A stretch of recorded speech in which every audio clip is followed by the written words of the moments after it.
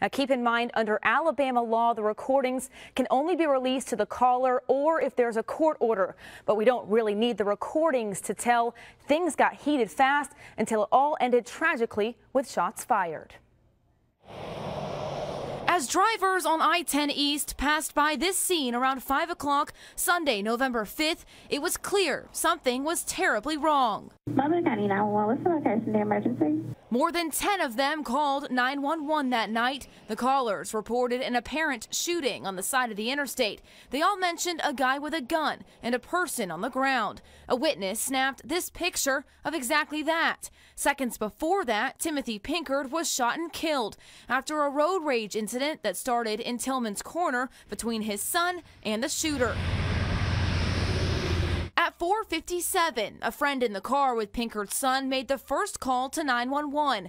He described how the shooter just assaulted his friend after he cut them off and that they're now following him. I was trying to get the cops to know where he was. 2 minutes later, at 4:59, the shooter's wife called 911 too and told that operator her side of the story. She said, "He almost hit us and started hollering and cussing. Been following us ever since. What are we supposed to do?" She asked the operator that same question again as she tried to explain where she was. Her husband was in the car with her. They get on I-10 and told the operator again, "They're still trying to follow us. He's trying to wreck me." Then things escalated after the cars pulled over. The shooter's wife says he's got a gun, apparently referring to Pinkard, who was pulled behind their vehicle. She repeated that 4 times. The call ends after that. But another one starts at 5:08. The victim's son calls police after shots were fired.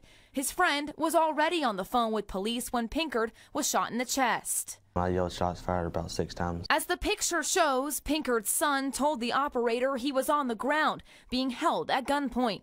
He said, "Yes, I'm stupid and I'm sorry." Then he said, "He's got a gun on me. Please help, please."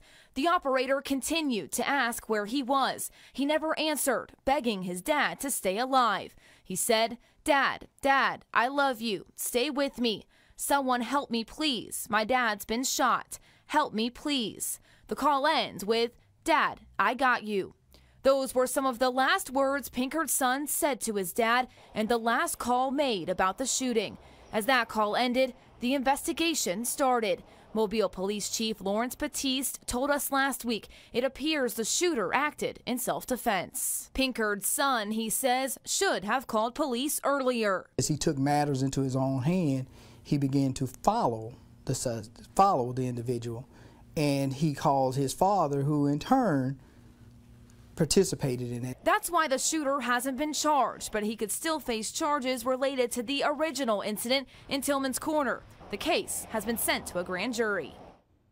And police say it may not get in front of a grand jury until next year. We're told there were 17 911 calls in total, most of them from drivers on I-10. Batiste tells us there is no video of the events leading up to the shooting, so those calls may be a key part of this case.